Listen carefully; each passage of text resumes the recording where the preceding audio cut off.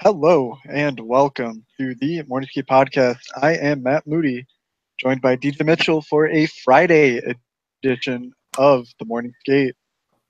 5 game slate. How you doing, DJ? Well, when you're listening to this, it's Friday. So it's a great day to be gambling mainly, but also, maybe having a drink or two if you're into that kind of thing. Which actually on Friday, tomorrow, I will not be because I'm going to be cramming for finals. But hey, normally I am. So, but yeah, we can Nerd. jump. All right. Well, what are you doing tomorrow or Friday when they listen to this? Probably nothing because I'm leaving pretty early in the morning. Go to New York City for the weekend on Saturday. Um, yeah, you know what I will be doing on Friday though? Buying Puck Soup tickets.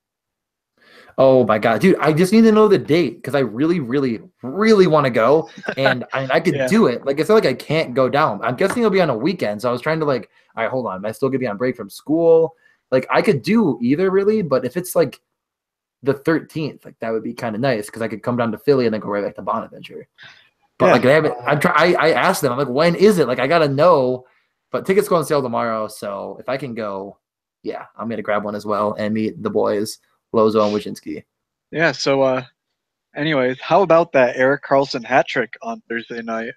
I know we're recording this at 9:05 and it hasn't started yet, but the hat trick was like I think his second goal where he toe dragged everyone and he literally toe dragged Brent Burns so bad that Brent Burns hit the ice and his beard got cut off by his skate. You know what's amazing? Eric Carlson is playing the Kings, and he still managed to toe drag Brent Oh Burns. shit.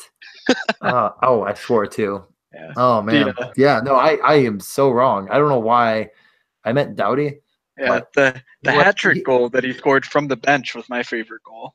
He actually scored it from San Jose.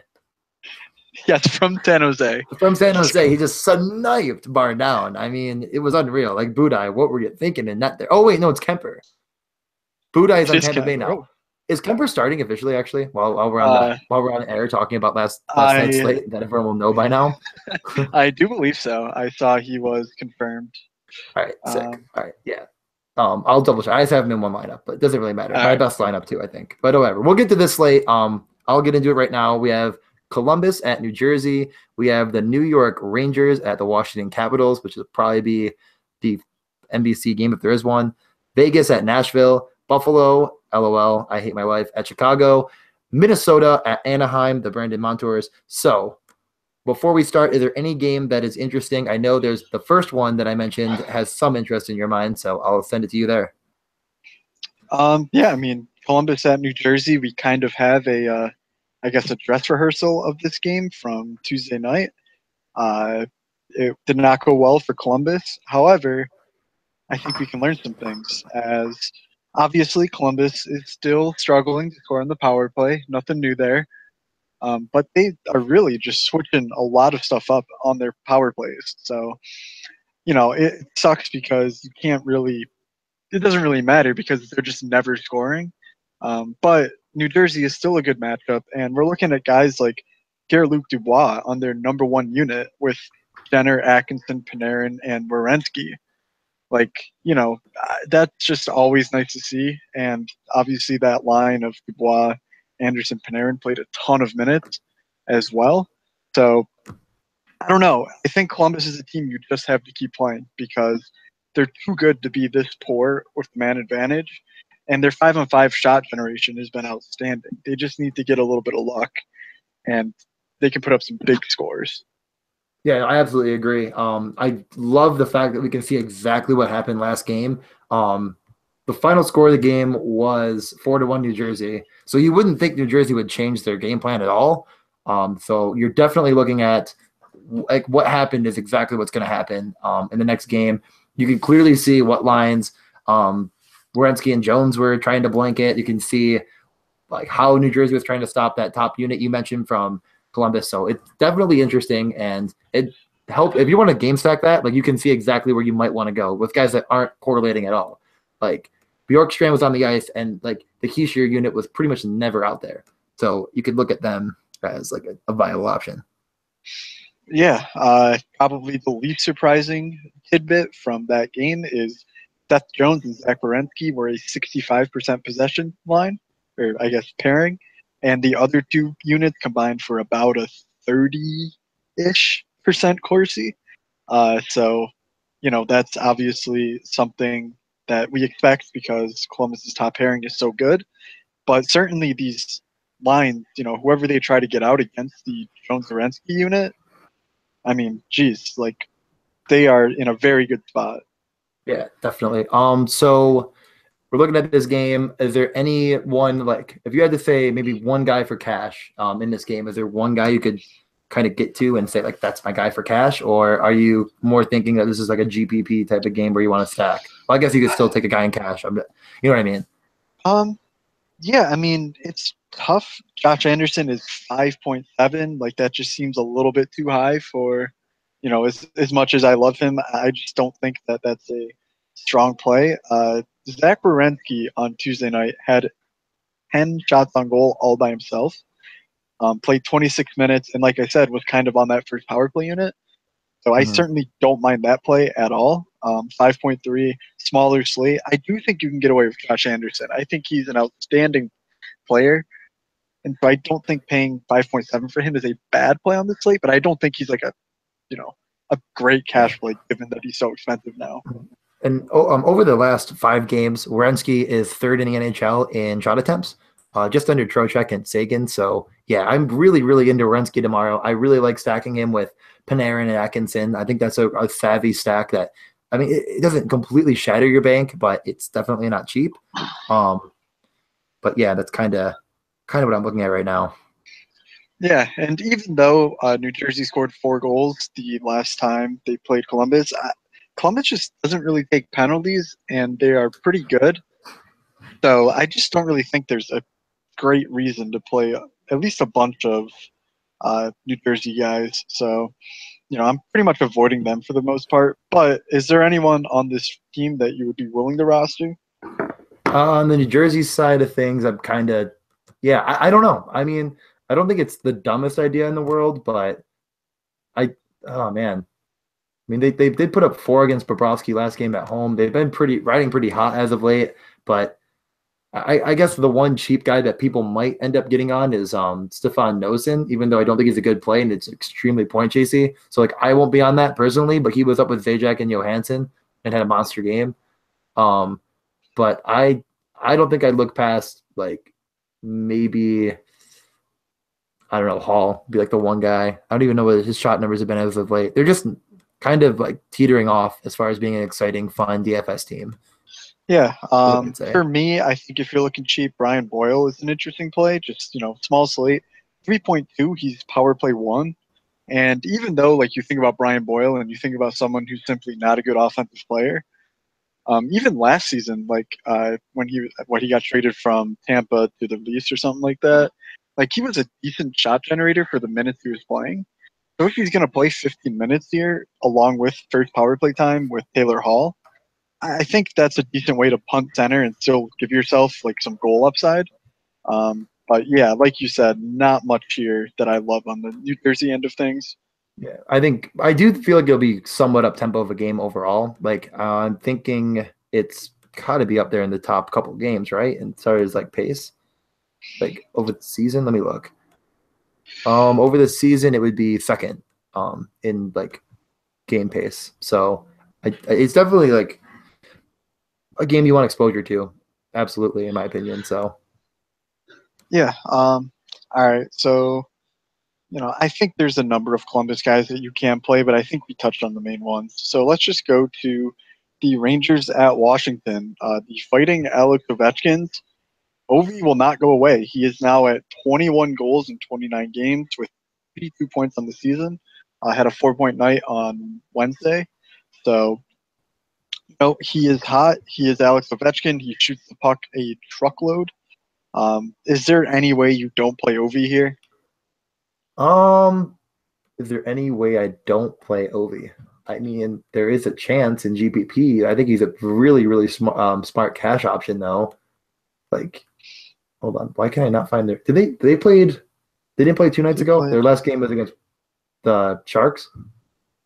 what? They played Chicago like Where is that game? last Oh, you're right. It was last on night. That's why I'm On not seeing Wednesday, it. yeah. Yes, they played him on Wednesday. I was like, why am I not seeing this game? Yeah, so Ovechkin back with Backstrom has been absolutely red hot. Um, Weirdly enough, Connolly was on the power play when they scored. Did you notice Yeah, that? Brett Connolly, power play he one. took the Oshie. Yeah, he took the Oshie role. Yeah, so Oshie, I'm pretty sure, is presumed out again. That wouldn't be crazy to say, right? Um, I don't think has anything yes. concrete. I'm trying to look, but I think. However, the news is Burakovsky is back in the lineup. Ooh, oh So, yeah, and Burakovsky was on with Kuznetsov and Varanin, right? Varanin. yeah, yep. Yeah, so Kuznetsov back in for Chason. Do you think Burakovsky probably takes over for Brett Connolly? So is Burakovsky like pretty strong play? I would say What's so. his price? 4,000 4,000. even. That's not top unit.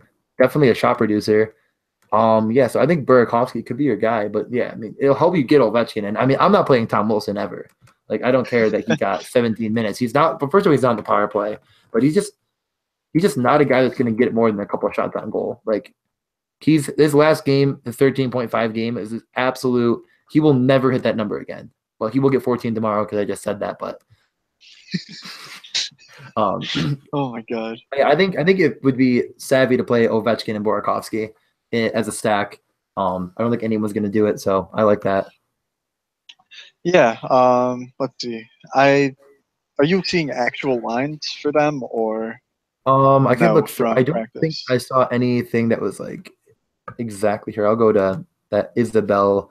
What's her All last right. name? Do you know? Kura Shudran. Yeah, I'm not He, sure yeah, either. no. She Burakovsky's is. in is what I'm seeing. She What's the is deal? the best Another, though. yeah. As far as the Rangers, what was the towards? No, not towards. Yeah, Trotz, Barry Shattenkirk Cross. Trotz. Yeah, what am I saying? It's like he said something negative against Shattenkirk being in Washington. Like I, basically, Trotz was asked about Shattenkirk, and instead of doing like the typical coach speak, like, "Oh, he was a good player for us," and like really, wish him like well, but mm, he was like, yeah, he thought he was a one or two defenseman, and he was lower than that. mm, So, yeah. I mean, No, not this is not the interesting. Chris. I'm What are sorry. you seeing? No, Burakovsky with Eller and Connolly. Chason was still with Kuznetsov and Brannon. So I think that was like a projected line, and then they skated today, and it was not what was actually done. So it sounds like, I mean, I don't think Burakovsky's out of the picture now. Like, he's probably the top. I mean, all three of those guys can kind of shoot the puck. I don't even hate that line as like a pivot Still, in a 5-game slate. probably ease Burakovsky in. I would assume that if anything goes wrong, that he will be like kind of up with, up with the top line, if not, Vrana and Kuznetsov. Yeah. I just think this is kind of like a hey, we had a really good thing last game. Like let's not change it right now. But I certainly don't think that those lines will stick for the entire game. Yeah. But yeah, Burakovsky's pretty much confirmed in. They sent down Travis Boyd and waived Tyler Grovak. So they've made some room for the guy. All right. So we're seeing. I mean, looking at the 10-day projections, the Rangers are actually one of the top projected teams on this slate as well. Mhm. We mentioned that Shattenkirk kind of has something, maybe a little There's bit a chip on nasty. there. Yeah. So that's certainly interesting. I think he's a little bit too expensive though. Yeah, me too. Your guys though, you mentioned, Jimmy VC, like that line with him, Rick Nash, and Kevin Hayes. Like, does that interest you at all? I mean, Zuccarello's still hanging around at a relatively low price. Yeah, that VC Hayes and Ashline got buried in their last game. So I'm guessing they're kind of script dependent. And if you think the Rangers will be down, I think they've kind of put them out there as like a scoring unit. But they were trying to hold the lead against Pittsburgh. They gave their fourth and third line. They just gave the Miller Zuccarello line a lot more minutes. So yeah, VC only saw 13 minutes last game, which I was kind of surprised about. But they do all correlate on the power play with McDonough, and maybe I mean, I don't know. I really don't understand what they're doing with that line because it's definitely way better than Nevin's fast and carry, and they got less 5-on-5 minutes. So I mean, where it'll be what that. happens with Lane Vigneault is that he literally rolled four lines, and if one line's doing well, he'll like double shift them, and so you really cannot project this team in terms of like Yeah. their minutes, pretty much outside of Ryan McDonough. Like even Chattenkirk for I mean I think he's easily a number 2 defenseman in this league, if not a number 1.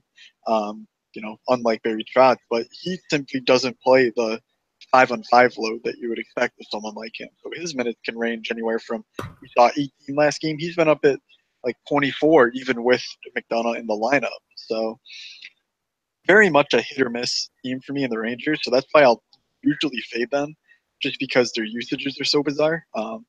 But do you have any other thoughts on this game before we head over to Vegas at Nashville?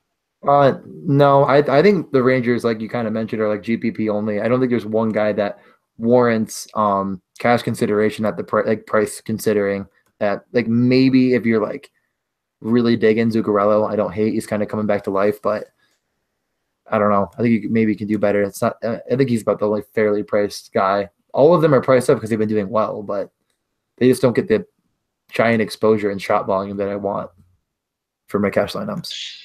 Yeah, I gotcha. All right, Vegas at Nashville. Yeah, Vegas is still hanging around. But they're they not are. home, so they might not win. But when they're home, it's an automatic W. Just not even don't even look. That is true. So playing at Nashville, I mean that obviously rings the bell. Guys like Forsberg, you got James Neal coming home on the other side. That's pretty. There's the hat trick. That is something, if not a lot. Interesting. Yeah. So I mean, there's a few plays here.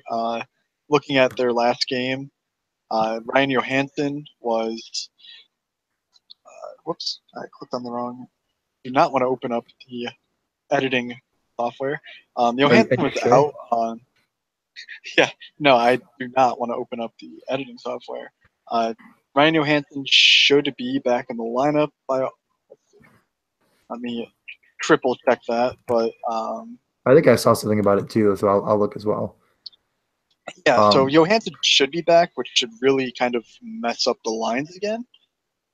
That said, they had split up Forsberg and Arvidsson. It was Pontus Aberg, Kai Yarnfro, and Philippe Forsberg. I mean, that's a really cheap line if they're going to play, 17 minutes or so as a unit.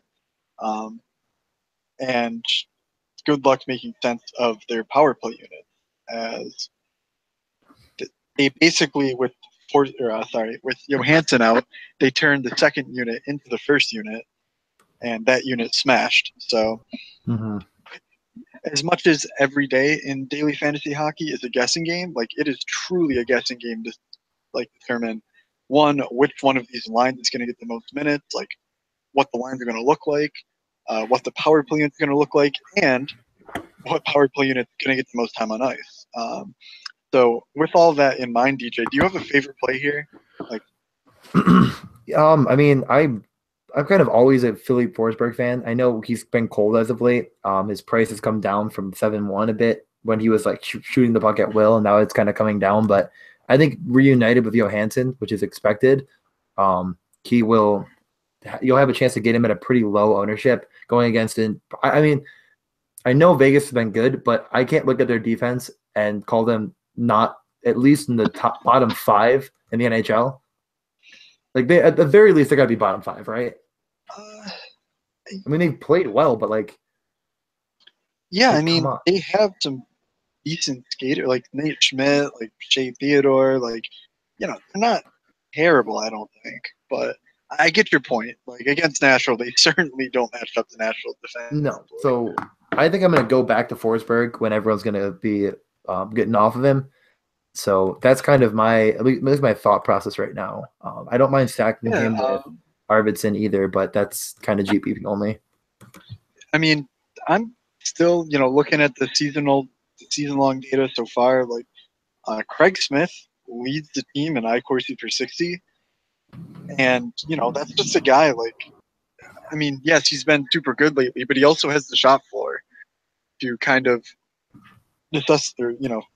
back it up. He played 14 and 15 minutes in his last 2 games. So there's certainly some reason for concern there. However, we're not really looking at a lot of guys at 4,000, below 5K that, will see a decent power play role and have as good a shot floor as Craig Smith does in, a very good matchup. So I think I'm leaning towards him as my top play from this game, but you certainly could not go wrong with playing, PK Subban at 5.1 Yeah. or, any of the other defensemen here. All right, I'm fine with that. Is there anyone on this Vegas side though? I know we mentioned Neil as sort of like a haha, like he should score, but I mean he is kind of the main guy on that top. I don't even know if I call him their top unit, maybe their second unit, second line first power play. I mean, it's just really hard for me to not keep playing Colin Miller. If he shoots the puck this much, like he's gonna put up offensive numbers and daily fantasy numbers. Like he doesn't even need to score. Last game he put up 3 fantasy points because he had 6 shots on goal. Like yes, that was against Anaheim, and Anaheim is not good defensively right now because their entire team is hurt. True. AK Ryan Flaff is hurt. AK their entire team. Yeah, but anyways, like Miller is. I mean, I've said it multiple times here. Like he just continues to shoot the puck. He is 3.5 and plays a power play role. Like 20 minutes. Like sign me up. He's one of the top defensemen in the entire NHL in iCore Secret 60. If the season ended right now, and using last year's full regular season data, the only defenseman who has a better shot rate would be Brent Burns. Like that's what we're looking at in Colin Miller. That is great analysis, Matt. All right, is there anything else here though besides Colin Miller? Like, I mean, I feel like if you play Vegas, like you're playing them in GPP because you're writing the narrative, and that's about it. You know what I mean? Like the numbers don't really say like, oh, you should absolutely jam in this guy for this price.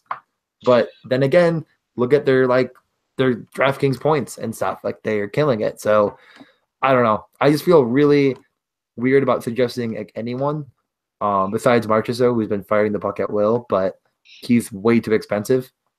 So yeah, it's tough. It's a tough world, in my opinion. Like I don't know who I'd play from Vegas and like feel good about saying like that's a play. You know what I mean? Yeah. Like Alex Tuch had 7 shots on goal last game and the crazy OT winner. So I mean, writing a 1-game sample size, it's okay, but over the grand scheme of things, like I don't know. Like that's like one that I suggest because I never suggest anyone on Vegas, and then I'm like, But Alex Tuch is 13th in the NHL in shot attempts over the last 5 games, so there's something there. That's interesting. Yeah, so there's something to it. I mean, actually, I say 13th. That's not entirely truthful because Ovechkin only has like 4 games in this sample size. So is Hornqvist. So he's in the top. I would say he's in the top 20. We'll just say it's not like a perfect science with that. Right. I normally I have to make the. I can change it to make it so I can know for sure. But you can do your thing. So another guy who on Vegas who kind of has the same sort of like strong shot track record coming in is Riley Smith. You're paying a little bit too much for him, I think, at 5,200. But he showed he showed last year in Florida that he was a very good top 6 forward. And so, I think you're really grasping at straws if you're stacking Vegas. But that's a guy who I think will be super low owned relative to the James Neal, Eric Holla point chasing, like that sort of thing. And I think he's, my top forward option on Vegas. But I like the puck call. He's a third liner, like with power play time. Definitely a fine one-off play to save you some money and give you some pretty good upside while you're at it, given his shot floor. Okay, wait, I totally messed up my formula I'm trying to do. Okay, well, it doesn't matter. I did everything. And I added it instead of multiplying it. I was like, there's no way that the second player in the NHL has 13 shot attempts over the past 5 games. Welcome to eBay versus Excel. Woo! Okay, we got our numbers now. Okay, except for the top row. Okay, so now officially struggle bus. Oh, for some reason it's telling me I messed it up. Let's just move on. Okay. It will not work. It just will not put him in order. No matter what I do. It's like It's saying that now Kevin, like, it just keeps switching. I keep trying to sort it by the most, and it just keeps randomly picking players. I give up. Whatever I did was wrong. Sounds like you on a daily fantasy hockey podcast. Oh my God. Yeah, man, you got me, dude. All right, whatever. I'm deleting all of this. It just did not want to go. Okay, we can move on now. All right. All right. So we have Buffalo at Chicago. Yeah, Chicago has lost 5 straight. Buffalo is horrendous. Yeah, I don't really have much smart analysis here, but Rasmus Ristolainen is still 4.7. Yeah, Played he shoots 30 the minutes puck. last game. Yeah, I mean the So, Sabres are in a rough shape. I mean that's the best way to describe it. I think they're in a bad situation as far as what they are.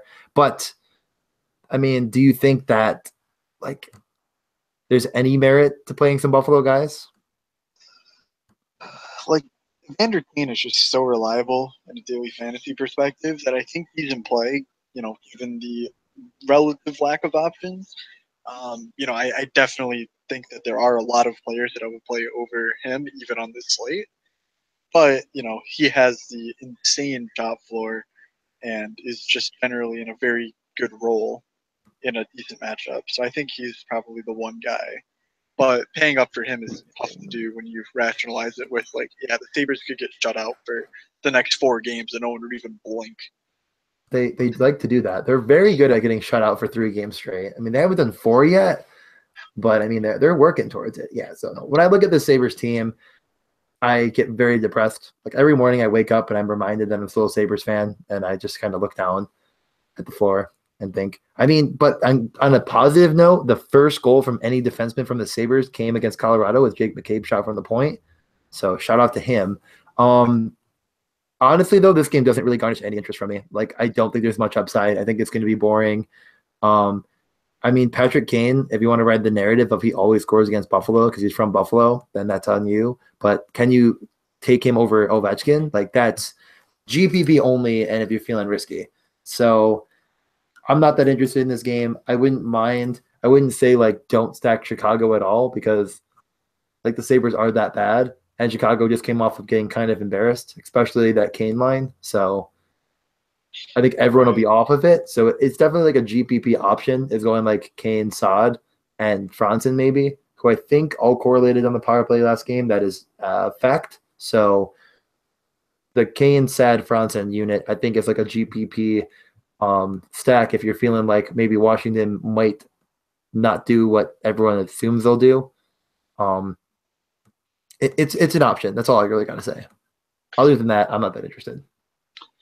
Yeah, I mean, I think you covered pretty much my thoughts on the game, especially on the Chicago side. I like they're not priced at the point where I'm willing to play them over some of these other options here. So that's kind of where my head's at. Let's just go to the last game here. I think this is really interesting. Minnesota at Anaheim. Anaheim has been the worst team by expected goals in the NHL this season. I like. They're not doing well. Oh, they're not doing well. Defense, they're giving up a ton of shots. So I have the Minnesota lines in front of me too. Do you want me to read the Minnesota lines? So Minnesota switched up their lines in a big way. So DJ, read them off. So their first line was Nino Niederreiter, Eric Stahl with Granlund. So they split up Koivu and Granlund. That's the big news from that. Now we have Stahl with Granlund and Niederreiter. So that's clearly the top line. Yeah, that is stackable at best. At worst. Oh, that is stackable at the very least. It's stackable. At the worst, it's like I don't even know what I'm saying. The best, it's like you just jam all 3 of them in every lineup and make like 20 lineups, and like I'm very confident that line will go off. Like I feel really good about it. But then I mean honestly though, Zucker, Koivu, Coyle, like that's not a bad unit either. I guess the question is, do you think the top unit for Anaheim can take away enough from one of these lines? I'm guessing that they'll probably go against both of them in some capacity. And you're guessing the answer is no, because they have not at all this season. Yeah, they won't. I don't think they really will. I'm just saying, like, at the very least, I can say, like, they're both good Yeah, line and plays. Like even I wouldn't say, I'm just going to go back on what I said earlier and say like you can reasonably play either of those two top units for Minnesota. If you're wondering about the third and fourth line before I let yes. Matt rant, can I just do them really quick? Okay, go I ahead. really want to go off. Ennis, Erickson, Eck, and Stewart, not really in play. And then Foligno, Cullen, and Mitchell. Now, Matt, what did you want to say? Wait, hold on. No, I was kidding, Matt. Go. Trying to kill me over here. I really am. What makes this matchup even better for Minnesota is Hampus Lindholm is like he has some sort of injury. He's on IR, so like he is absolutely 100% out for this game. Like one that makes Brandon Montour, he didn't really see a big role change last game, but I'll chalk that up to the fact that they were leading, you know, basically what 2-0 for the entire game. So that's definitely a factor. He's more of an offensive player. But two, I mean, like, yeah, there's going to be guys like Jason Magna and Kevin Bieksa and Francois Beauchemin literally always on the ice. Um, I just think that Lindholm being out is a gold mine for daily fantasy. And, Yeah. that top line of Stahl, Nino, and Granlund is just significantly underpriced, in my opinion. Granlund, 5.7. As I mentioned, a couple weeks ago when he was at 5.1, like his average price last year was like 6.2. And I think that this role is like a net upgrade for him, given that Koivu is more of a shutdown guy. Eric Stahl at 6.3 is a bit high, but Stahl's been incredible this year, averaging 4 fantasy points per game. So given like actual really good, another really good player in Granlund to play with, I like that. And then Niederreiter at 5.5, like he's just Mr. Reliable. Like he's as good at, he's probably one of the better goal scorers on this slate. And getting him for 5.5 on a legit top line and probably the best matchup is, just a really nice play in my opinion. One more Minnesota note: Jared Spurgeon. Now that he is uh, now that he is out, Matt Dumba is playing just an incredible role. Um, he's played 26, 27, 23 minutes in his last 3 games alongside Ryan Suter. And he had 6 fantasy points, and then kind of put up a dud at 0.5 last game. But, that's just something that I'm really, really interested in, like that 4-man stack or something close to that. Yeah, I mean, you're going to want to jam in a lot of Minnesota. I think if I was going to say my favorite kind of way of doing this would be to go with Stahl. Oh, man. No, you know what? I'm going to say go Nino, Granlund, and Zucker. That's what I'm going to do. I think I'm going to have a stack of that option. Zucker is the only one that – I mean, I don't know what exactly they'll do on the power play. I mean, you can even throw East Stahl in the mix. And then you can get like East Stahl and Zucker on one power play and Nino and Granlund on the other. I kind of like those options. And then, get some Dumba in your life, and you won't be sad. But, I think you covered that game pretty well. Is there anyone on the Anaheim side, though? I mean, you didn't even say your favorite player's name. Brandon Montour, he's there. He says hi. Still an Ovechkin-like presence on their power play, which, like, one is, like, it feels ridiculous to say, but, like, he is legit taking 35% of his team's power play shots while he's on the ice, which is very Alex Ovechkin-esque. So, I'm not wrong in saying that. Like I said, I think Lindholm really helps him out that he is out. If Anaheim finds himself trailing, which I think they will, I think Montour could hit 22, 23 minutes. And even Cam Fowler is interesting, given that he is playing a ton of minutes. He's not quite the shooter that I think Montour is, but he provides an all-around floor that's pretty nice. So, there's some merit there. All right, we can guarantee some goals and get out of here. I know you're trying to get some food. That seems like a good idea. So why don't we guarantee some goals? I'll start with Zach Werenski. I know that's kind of weird. I don't normally pick a defenseman, but with that kind of shot volume going against New Jersey, I'm pretty confident in it. I'm really hoping to see Kincaid in net. I don't know. That's not anything I've heard. I just know Snyder's played the last few. And then I had about a little under 6K. So I'll take Granlund. I'll take Granlund and Werenski, and I'll keep it at like 11K. All right. Um, that is fun. All right. Let me go with.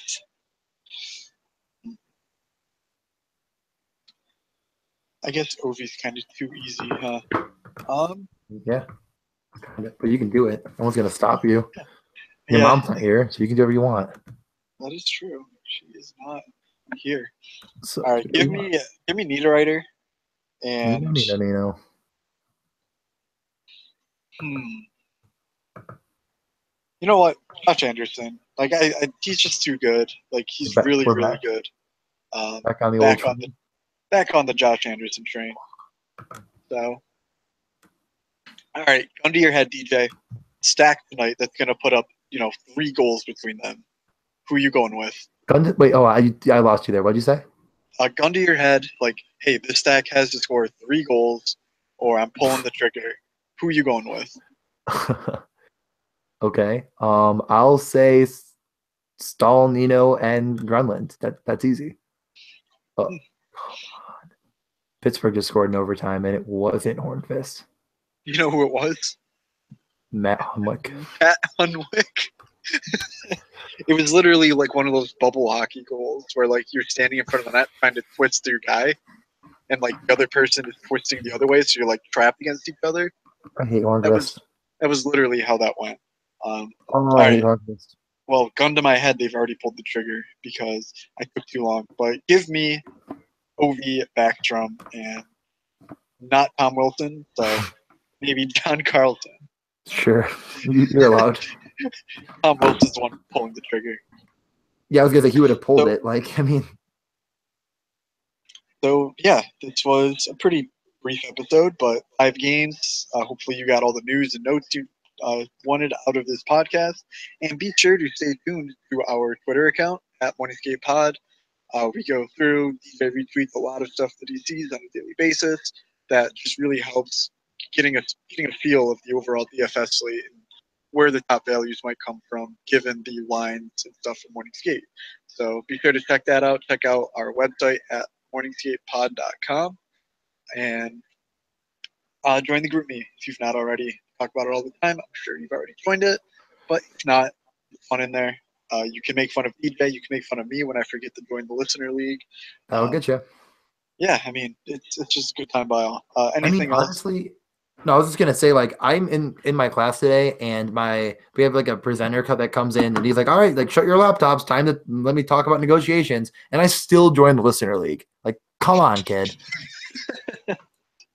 He literally was like saying that he's like, "Oh man, I have all these kids that are just addicted to technology." As I'm like jamming in lineups under my desk, I'm like, "Yeah, that would suck." I hate those guys. Jams in third lineup. So Matt, you're an idiot. But close it out. Go get to your woman. Yeah, gotta go get me some of those ribs. Gonna miss out on them. All right, so maybe we'll get Doug back here next week, but Good one. he's That's a still fun one. around. Don't worry. Once finals kind of clear up, he'll be back. But anyways, from Doug, from DJ, from myself, have a good day, everyone, and we will see you.